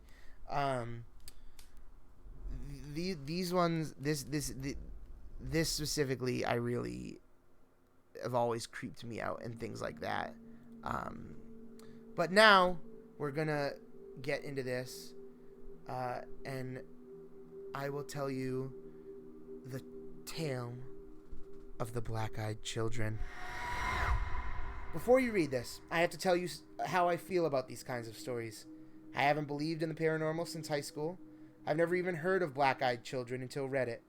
These stories were always just entertainment for me, and I took them as fiction, even though they are all true. I found myself stuck on the BEK stories because they seemed the most unusual to me. I enjoyed a fresh change of pace over the regular ghost story. I feel very guilty for what I'm about to tell you all because I fear that reading these stories is why it happened to me. I wouldn't wish this on my worst enemy. It's only my knowledge from reading BEK stories on Reddit that I feel that I feel saved my life last night. Also, in case you're wondering, BEK is, if I remember correctly, a forum, another one of the forum on Reddit. So, anyway, there's no history of mental illness in my family, and I have never been drunk or taken a mind-altering substance. Lame. The strongest I've ever had is ibuprofen. I feel that many of you will discount my story if I don't make you aware of this. Also, I want to add that I will not be answering your questions or even rereading what I'm writing right now. This is a throwaway account, and I must use it to warn you of the... Oh, BEK is Black-Eyed Kids. Of the we're not even calling them BEKs. I hate it. Black-Eyed Kids. I must use it to warn you of the black-eyed children, and I will never speak of this again, although I fear I may be driven to madness through my paranoia, even as I write this story at my brother's house with the lights on, while he plays Call of Duty. I am terrified. Last night was like any other night. I was switching between listening to music and watching YouTube videos with one headphone in so I could hear my infant daughter if she cried. That way, my wife can get a full night's sleep. She works at 4 a.m. in the hospital every day. Just for context, for clarification is actually what that word says. When I decided to go lay down in the spare bed in the baby's room, just as I dozed off, I heard a thumping coming from the front porch. Startled at first, I opened my eyes wide and scanned the room. Realizing it was most likely my cat scratching or thudding against something, I just dozed back off. Then again, the thumping. Damn cat. I got out of bed to run him off the porch, only to see that he wasn't there anymore. Now that I was up again, I wasn't the least bit tired. I figured I'll just get some tea and check Facebook while I'm up. Maybe finish the web series I was watching on YouTube. A few minutes into the video, I felt the sudden urge to look up at the kitchen window. There they were, the tops of 2 short-statured people's heads cresting the stairs just above my window frame. The people were just short enough to not see in the window, but I could see out. I heard no footsteps on my porch as my stomach turned. But then I heard it again. The knock. The knock was a steady, hollow thump. The very same thump I had just blamed on my cat. Deciding it was best not to answer, I shut my laptop and crept by the door back to the baby's room. I assumed it was some of the people from the low-income housing across the road from me that were high and hiding from the cops, or maybe looking for my cousin who stays with me often and has many friends over there. The last thing I needed was to try to explain to 2 stoners that I was trying to sleep even though it was 2 a.m. It wasn't until I got to my daughter's room that the creepiness set in. The thump kept sounding like it was moving. It had moved from the kitchen to the bedroom windows. Both windows now, actually. A room apart, thumping in perfect time. These stoners were going to wake up my daughter if I didn't run them off now. Pissed off, I went out to the kitchen, unlocked, and opened the door, ready to run around to the side of the house and kick some little idiot's ass. It happened then. Standing there, looking up at me, there were two... Let's try that again. It happened then. Standing there, looking up at me, were 2 10 or 11-year-old boys. The feeling of dread and the smell of mold almost made me vomit. The smaller of the 2 then spoke. "May we use your telegraph?" Huh? I just stared blankly at these boys, horrified of what I then realized. It was their eyes. It wasn't like anything normal that you would expect. Their eyes were pitch black as obsidian. In that same soft, monotone voice, he looked at me. "May we use your telegraph?" There wasn't a sound to be heard. No crickets, no chirping, no dogs barking, no cars driving by, no frogs croaking, no hoot of a nearby owl. Nothing.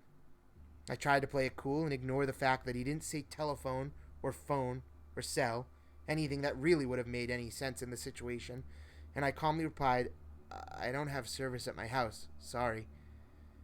The expressions on their face turned to rage as I finished my sentence.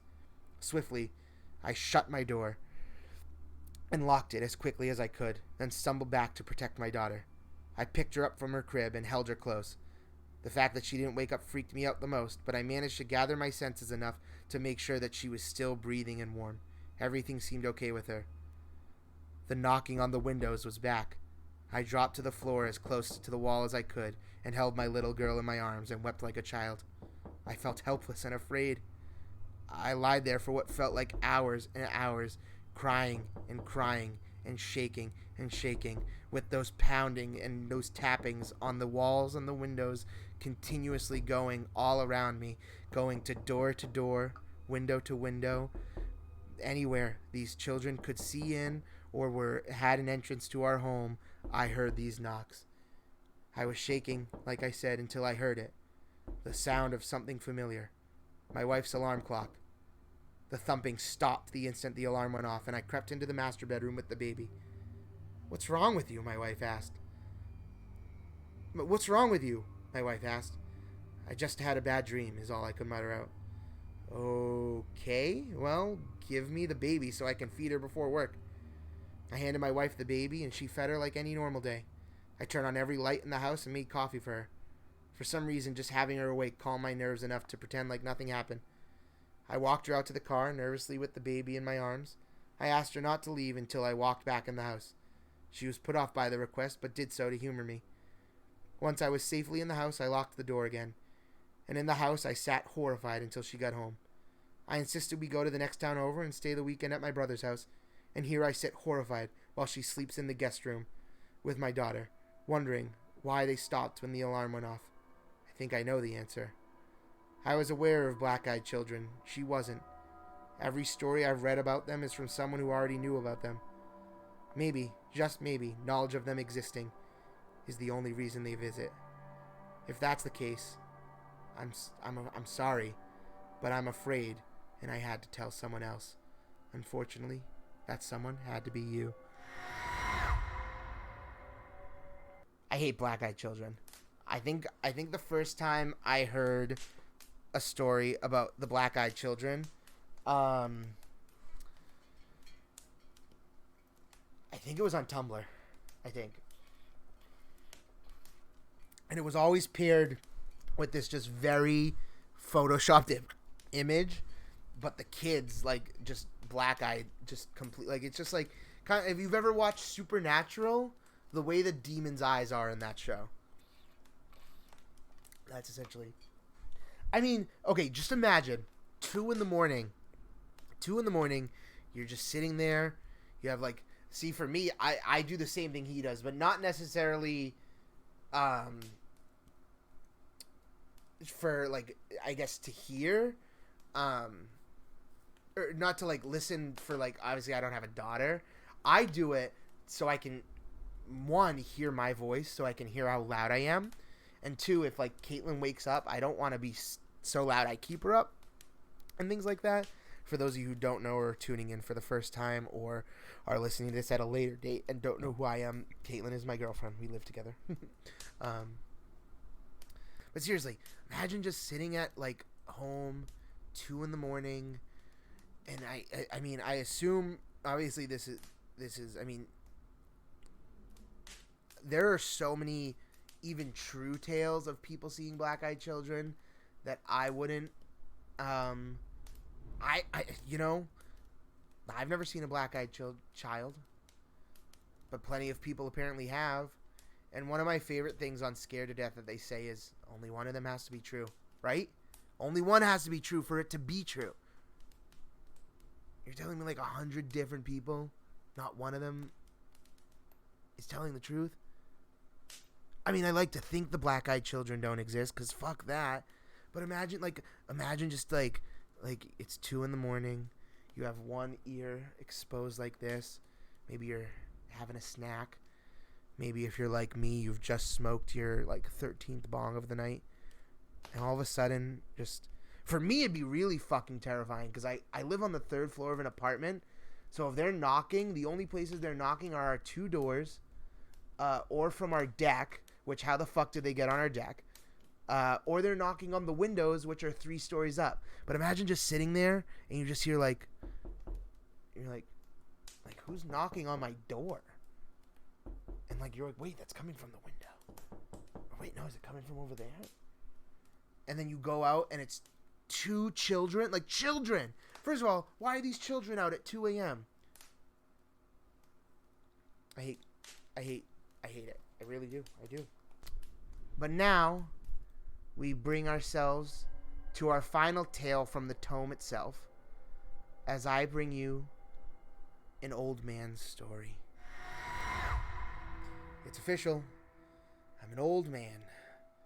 For the last couple of years, I've comforted myself by saying I'm in my early 70s, but math is simple and unforgiving. Today is my 75th birthday, and God, do the years fly by. I'm not here for your well wishes. This is hardly a milestone I'm excited about. I'm just glad to still be here, of course. But I find I have less and less to live for with every passing year. My bones ache. My kids live far away, and the other side of my bed has been empty for just over 8 months now. In fact, once I cast my vote against that goddamn Trump this November, I may have nothing to live for at all. So spare me your happy birthdays and your congratulations, if you please. I'm here because I have a story for you, and it's one I've never told before. I used to think I kept it inside because it was silly, or maybe because nobody would believe it. I found, though, that the older you grow, the more exhausting it becomes to lie to yourself. If I'm being perfectly honest, I've never told anyone this story because it scares me, almost to death. But death seems friendlier than it used to, so listen close. The year was 1950. The setting was a small town in Maine. I was a boy of 9, rather small for my age, with only one friend in the world to speak of. And his family, seemingly on a whim, decided to move 2,000 miles away. It was shaping up to be the worst summer of my life. My pop wasn't around, and my mom was a chore whore. Boy, was I proud of myself when I came up with that one, so I wasn't apt to hanging around the house. With some hesitation, I decided the public library was the best place to be that summer. The library's collection of books, particularly children's books, was meager, to say the least. But within the walls of that miserly structure, I would find no undone chores, no nagging mothers, God rest her soul, and perhaps most importantly, no other children with whom I would be expected to associate. I was the only kid with a low enough social status to spend his precious days of freedom sulking amid the bookshelves, and that was just fine with me. The first half of my summer was even more dreadful than I had imagined it would be.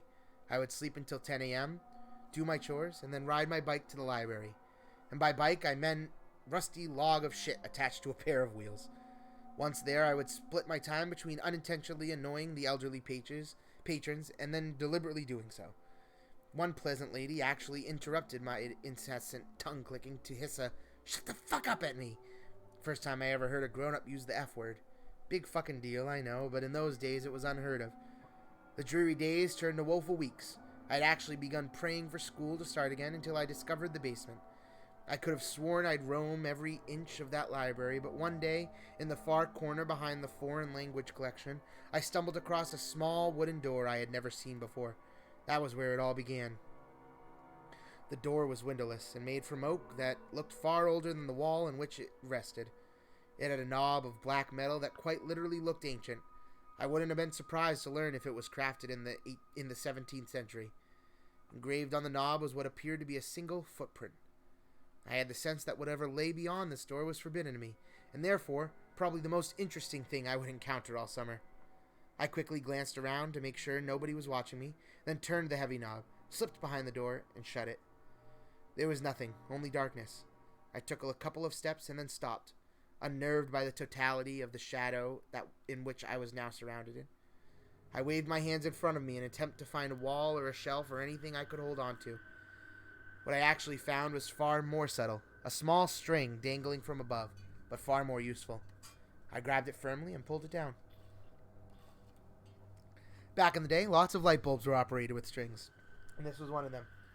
My surroundings were instantly illuminated, and I was standing on a small, dusty platform that looked as though it hadn't seen life in quite some time. To my left was a crickety-ass spiral staircase made of wood and appearing to be ready to collapse at any second. The bulb was the only source of light in the room, and it was feeble, so when I peered over the railing to see what lay below, the bottom of the staircase dissolved into darkness. I was beginning to feel scared. This place, wherever I was, seemed to have no business in a town library. It was as though I were in a completely different building. But no 9-year-old likes to let a mystery go unsolved. Looking back, I wish I could tell my prepubescent self to turn around. Go back. do anything else besides descending that staircase. You'll be spared a lot of sleepless nights, I'd say. But of course, I didn't know that then, and I may not have even listened if I had. So instead of turning back, I took a deep breath, gripped the railing, and glared resolutely forward as I began my descent. The wood on the railing was dry and covered with splinters. I immediately let go, holding my hands out for balance as I carefully traversed the staircase.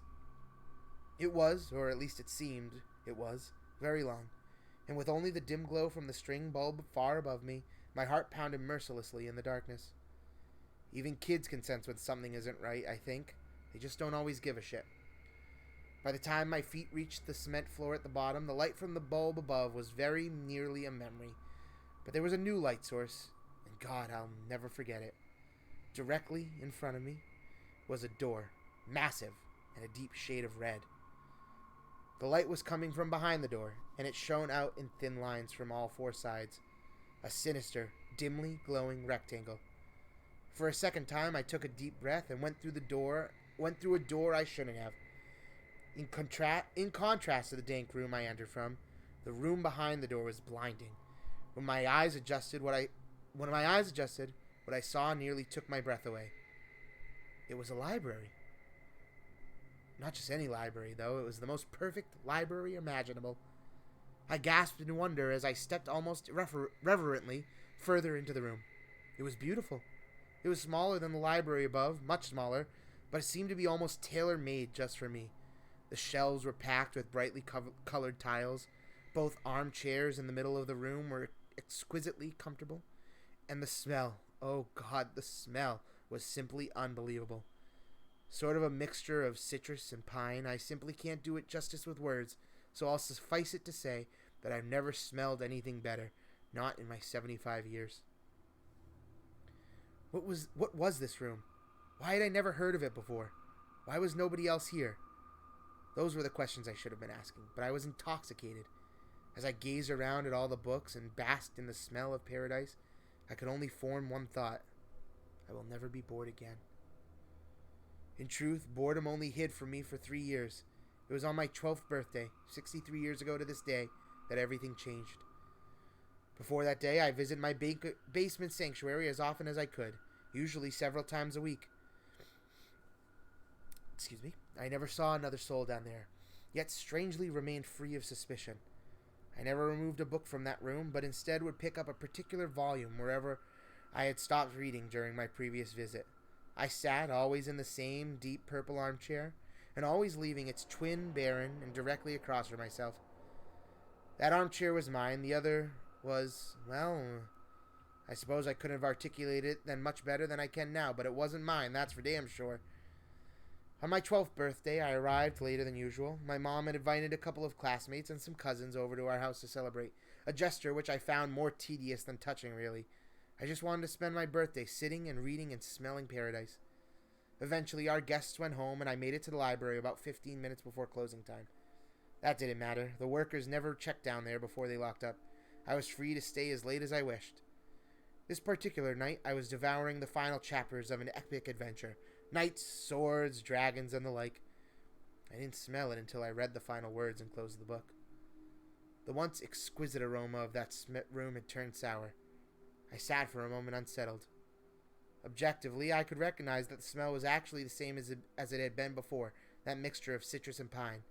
I just perceived it differently, and I didn't like it anymore. It was the nasal version of an optical illusion. You know, the one that looks like a young woman glancing backwards. But all of a sudden you see that it's really an old woman facing toward you. You can't unsee that, and I couldn't unsmell this. The spell was broken. The odor also seemed for the first time to be coming from somewhere specific. With a fair amount of trepidation, I stalked around the room, sniffing the air like a crazed canine, until I came to a shelf near the back. The shelf was perfectly normal, with the exception of one title, a large leather-bound cover of solid, faded maroon, with one striking black footprint at the top of the spine. This was the source of the smell. I opened the front cover and saw one sentence scrawled neatly in blood-red ink atop the first page. Rest your sorrows down, friend, and leave them where they lie. I stared at this sentence, mesmerized, as I began to retreat back to my chair. I turned to page, Blank. The smell became stronger. Another page. Blank. And the smell stronger still. I stopped for a moment, suppressed a gag, and continued walking. Then, as I neared the armchairs, I turned one final page, and there, in the same sinister sprint, was the last thing I expected to see. My own name. I dropped the book. I began to sprint toward the door, but as I shifted my gaze forward, my heart leapt to my throat, and I stopped in my tracks. The empty chair wasn't empty anymore. An aged man in a suit sat before me, one leg crossed over the other, contemplating me with piercing gray eyes. Page, turn. This is tense. And a light smirk. This was all too much. I fell to my knees and expelled the contents of my stomach onto the carpet. I wiped my mouth, staring at my vomit, when I heard the man let out a chuckle. I stared at him disbelievingly. Who are you? I asked, panic in my voice. The man leapt to his feet, grabbed me gently by the shoulders, and helped me to my chair. I felt calm again instead of the original tense fear I felt before. He sat once again in his own. I fear we got off to a bad start, he said, glancing at the pile of sick on the carpet. Oh, the smell, it does take some getting used to. Who are you? I repeated. Tonight you will never know hardship like you've never known before, he said. I come as a friend, offering you refuge from it, and from all other storms with July ahead. I wanted nothing more than to leave at that moment, but I remained seated. I asked him what he was talking about. I'm sorry to tell you this, my boy, but your mother is dead. By her own hand in her kitchen. The scene is quite gruesome, I must admit, he said in sorrowful tones. But was there a playful glint in his eye? Surely you wish to avoid this path. I can show you a safer one. My blood ran cold at the horror this man spoke of, but I did not believe him. What do you want with me? I demanded, trying to sound braver than I felt. He laughed, an old, raspy yelp that seemed to shake him to his bones. Nothing but your friendship, dear boy, he said. Then, sensing I found his answer inadequate, he expounded. I want you to come on a journey with me. Oh, my work is noble, and you will make a fine apprentice. And maybe when I'm done, maybe then my work can be yours, he said tiredly as he ran his bony fingers through his white trimmed hair. I stood up, shuffling toward the door, but never breaking his gaze. You're crazy, I told him. My mom isn't dead. She's not. I felt my eyes welling with tears. See for yourself if you must, he said, gesturing toward the door. I threw him a contemptuous glare and bolted for the exit. One thing I will always remember in my head was the sound of that faint whistle as I quickly ran up the stairs, coming back from him as he sat in that chair, I assumed, waiting for me to return, maybe to tell him that what I feared was true. As my hand closed around the knob as I reached the second floor, I heard something that chilled me to my core. It was my name, but he said it softly. I turned around in spite of myself. I don't know how I was able to hear it, especially since he was so far away. It was almost as if it was in my own head. Your road won't be easy, friend. If it ever becomes too much, and I mean ever, you know where to find me. And then the whistling picked up again. I slammed the door behind me and took the decrepit stairs 2 at a time. I exited the library, clambered onto my bike, and hightailed it home. The front door was wide open. I dismounted, leaving my bike in a heap on the ground, and approached the house cautiously. The old man was lying. He must have been. Still, tears began to sting my eyes. Heart pounding, I stepped inside and called for my mother. I heard no answer, so I turned to the one place he told me I would find her in the kitchen. To this day, I don't know why she did it. I've lived in that small town in Maine my entire life. Although I've kept mostly clear of the public library, once in my late 20s I summoned the courage to step inside. Life was good at this time, and my fear had begun to morph into idle curiosity. Where the door to my basement sanctuary once stood was only a blank wall. I asked the library what had become of the basement, though in my heart I think I knew the answer. She stared at me, confused. I'm sorry, sir. There was no basement. In fact, sir, I hate to say this to you, but there never has been a basement. And if I remember correctly, city zoning ordinances prohibited a basement in this area. And that's when it registered in my head. She was right. None of the buildings around here had basements. Not even my childhood home. I've been haunted by that sickly sweet smell, that poisonous blend of citrus and pine ever since that long ago birthday. When I saw my mother in the kitchen that day, collapsed in a pool of her own blood, I smelled it. When a man claiming to be my father knocked on my college apartment door, begged me for money, and beat me to within an inch of my life, when I refused, I smelled it. When my wife miscarried our second child, I smelled it. And again, when it was our fourth.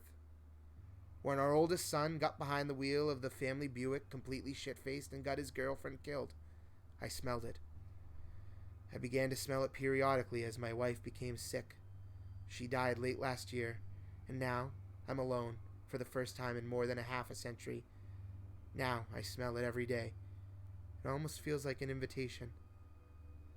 A few months ago, I went back to the library, and the small oak door with the ancient handle was there, right where it used to be.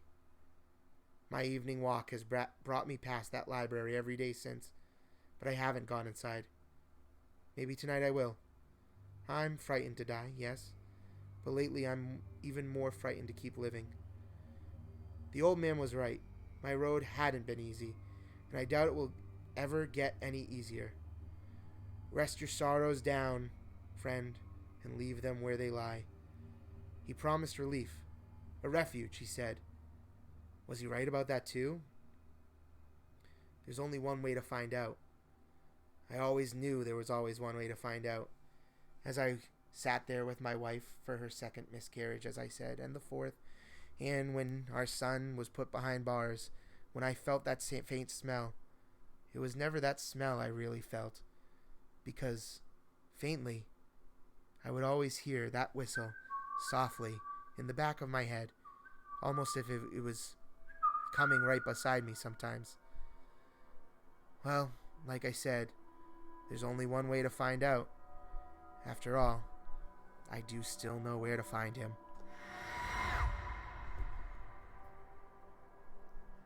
And that is the old man's story, everyone. And our last tale from the tome. So for those of you who don't know, I live in Massachusetts. Basement Central. Basement galore. So many basements. Almost every house has a basement. But I think that was the time. So I feel like the further west you go, as things became more modern, I feel like there's less basements. Or basements are more for an additional living space, like a finished basement, versus dank, damp, and constantly flooding. But yeah, so before we get ready to close out here, and I say our little protection spell and send all you little I go send us on a raid somewhere where I have to figure out where I told you, excuse me, I have hiccups. I told you that I personally have had experiences with the Smiling Man. You know, you obviously don't have to believe it or anything like that, but I have experienced this with my own eyes. And actually, this was long ago, To the point, like, this was, like, probably before I was even, like, I think I was smoking. Well, the first time I had never smoked weed in my life. The second time I was sober for, but I was smoking weed a little more frequently. So this story specifically that you might like. I wrote this in a way that I know they like stories on the podcast, and I also threw in some like little kind of references. So if you don't understand it, that's why. But I said, "Hi Heather and Dan and Lindsay, maybe, hopefully. My name is Anthony. Not gonna say my last name, obviously. So yeah. Anyway, I know Dan doesn't like pointless details in stories, but I first should preface this with I'm just starting binging all of the podcasts after starting with Is We Dumb, and now not only am I a dummy, but a creeper, and slowly getting into Time Suck, which I believe are space lizards, right? So I apologize if there have been other emails about the Smiling Man, but once I heard that there were other stories about him, I had to email in. So with all that aside, time for my 2 encounters with the Smiling Man. Encounter 1. It was probably... Here, do we want spooky tales? Here, we'll go back to the spooky sounds. I realized I was like, wait, I hear fire crackling.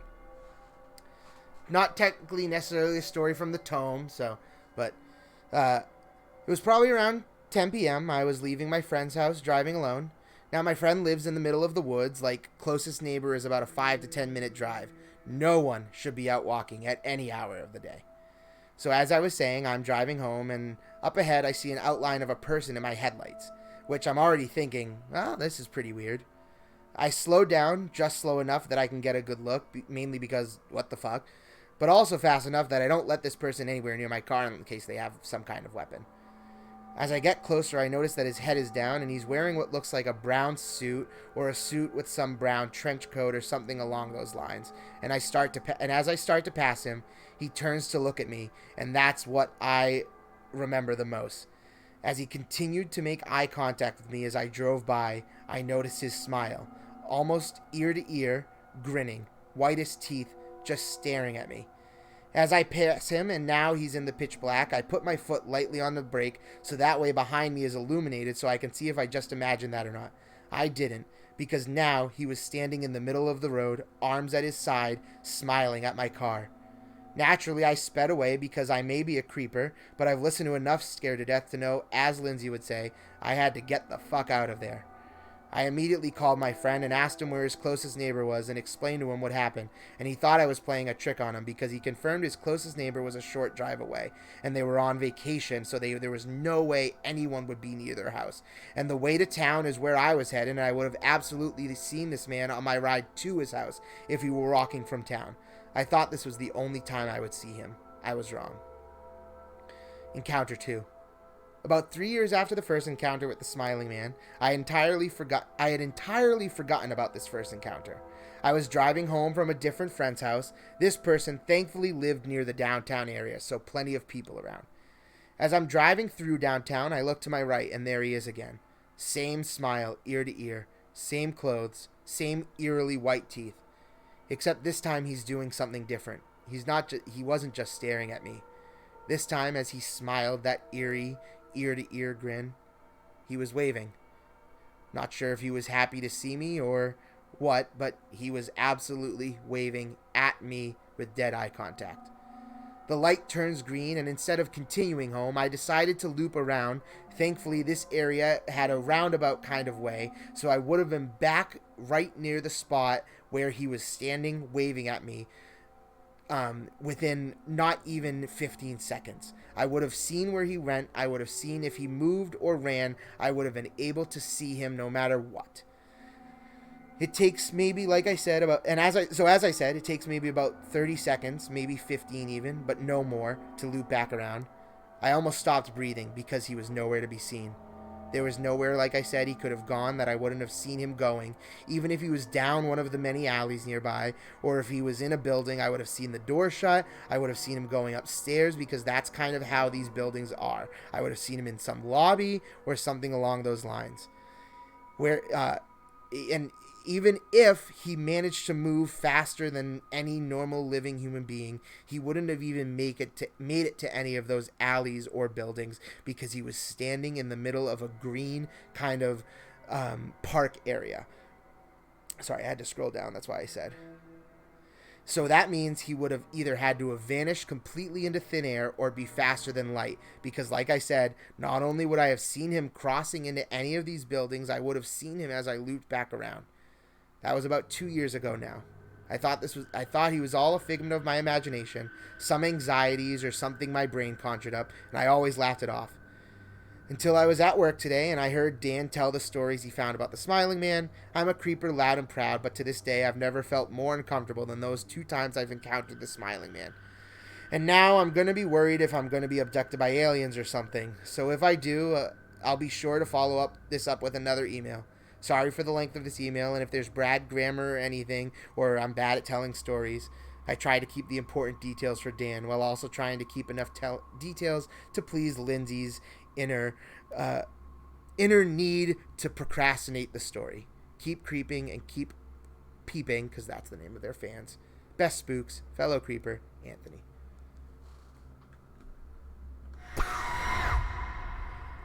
Yeah. I hate the Smiling Man. Yeah, obviously there is a sense of, truth in any sort of horror story.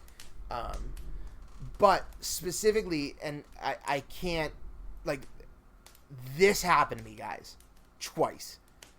Literally, the waving one, I mean, first of all, I don't know about where you guys live, but if any of you live in, for me, I would say, Vermont or northern New Hampshire, maybe even upstate Maine, any of those areas, think of, even some parts of Massachusetts, if you live in Massachusetts. I'm sure there's places I'm sure every state has them, probably more states, less than others. But my friend lived in one of those places, no streetlights. Literally, it takes almost 10 minutes to get back to town from his house. That's how far away from town he lives. And I was only there, like I said, for a few hours. I would have seen him towards the beginning of the leg of the trip on this road, shortly outside of town. And like I said, minding my own business, probably listening to some musical or something. And literally, I just saw him walking and his head was down. And he had a hat. He looked like a businessman.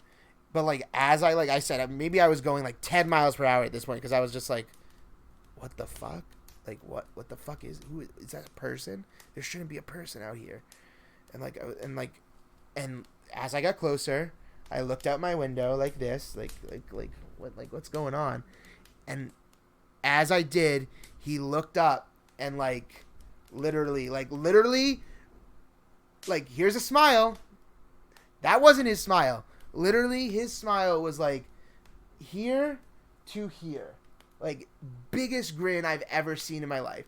If you've ever seen Courage the Cowardly Dog, that blonde guy from that one episode, think smile like that. Actually, perfect description. I don't remember his hair off the top of my head.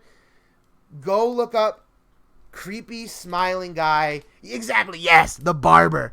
Go look up that. This is exactly when go look up the barber right now if you're listening, real quick. Go on your phone, something.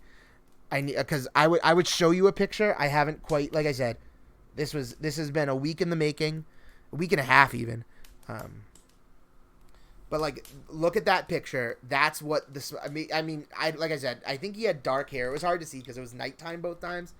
But that smile in a brown suit, that, or maybe a trench coat or something, smiling at me, and as I drive by, I notice that he's turning with me as I'm going what the fuck, and as I'm looking in my rearview mirror. And I tap, you know how when you know how, like, if it's dark enough out. Also, hi, Kyle. Welcome in. I hope you've had an incredible night. Even maybe you were lurking and that was your first comment of the night. Either way, I hope you enjoyed the stories if you didn't just show up and you've been here. But if you've never been in, like, a really dark, like, in the middle of woods, when you press on the gas, you can see everything behind you. Literally, it was one of these moments like this. I put my foot on the gas, just tapped it. Just enough because, like, if he was near my car, I hadn't gotten that far away yet. But literally, I put the brakes on, and in my rearview mirror, I see him standing in the middle of the fucking road like this. Like, just standing there, smiling. I sped away. Literally 50 miles per hour down this dark, desolate road until, like, I got, like, so far away, and I did it again, and I didn't see him. And that's when I called my friend, and, like, I was like, dude, like, how far away to your neighbors? He was like, I don't know, maybe, like, 5 minutes? And he was like, why? I go, because there's this creepy person walking towards your house. Like, he was like, how close are they? I was like, I'm a few minutes away from him now, you know. I'm like maybe like 3 or 4 minutes down the road, so not that close. Like maybe 2 miles away from his house, if anything, you know. And yeah, he was like, you're fucking with me. And I'm like, I'm not fucking with you, dude. Like, why would I fuck with you? He was like, well, it's definitely not my neighbors. They left on vacation. We've been getting their mail. And I'm like, what the fuck do you mean they're on vacation? Like, I was terrified. Like, I was like, it must have been, but then at the end of the day, for 3 years, like, whenever I would think back to that night, never saw him again, must have been a figment of my imagination. When I literally saw him downtown, in the next town over, so, like, there's, like, 4 cities that are all, like, this with each other in my, where I live. I was in the next town over visiting a friend, and literally, like, standing, like, kind of at the edge of, like, think of, so here I am at the green light.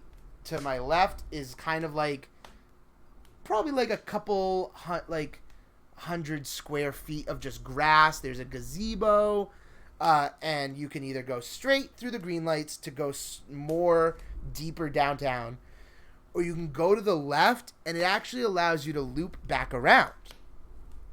And so as I'm sitting at the red light and I look over and I almost shit myself because he's literally just like,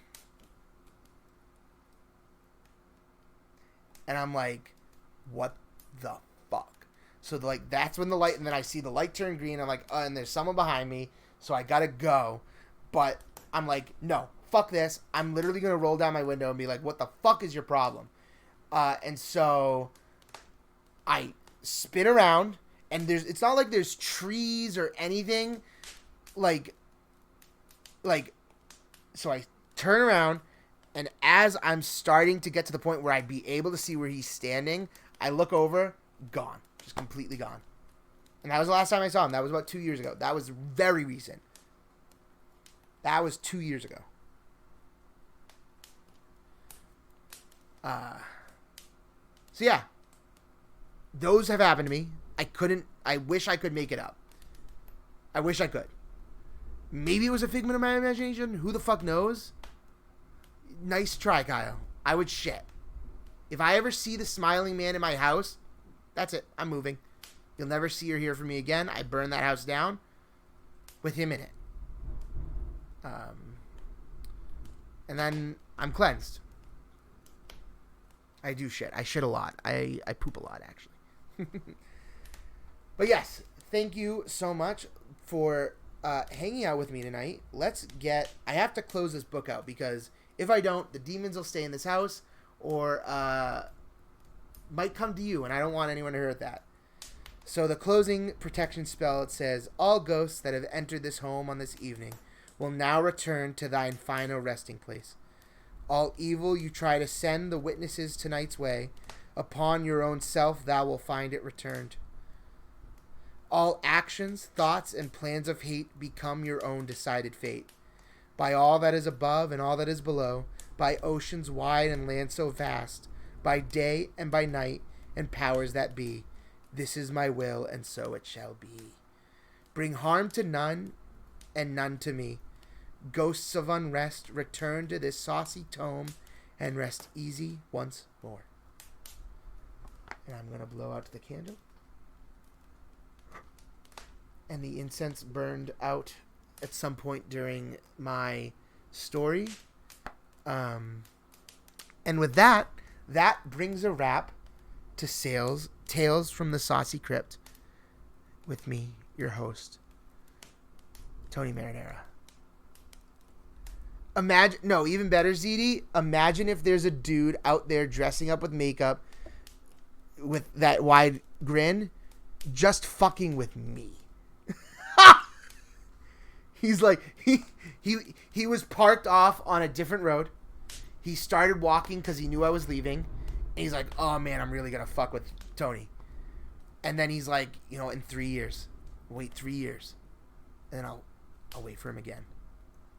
The incense went out. Yeah, it burned out. It burned out, I should say. It got to the end of the stick.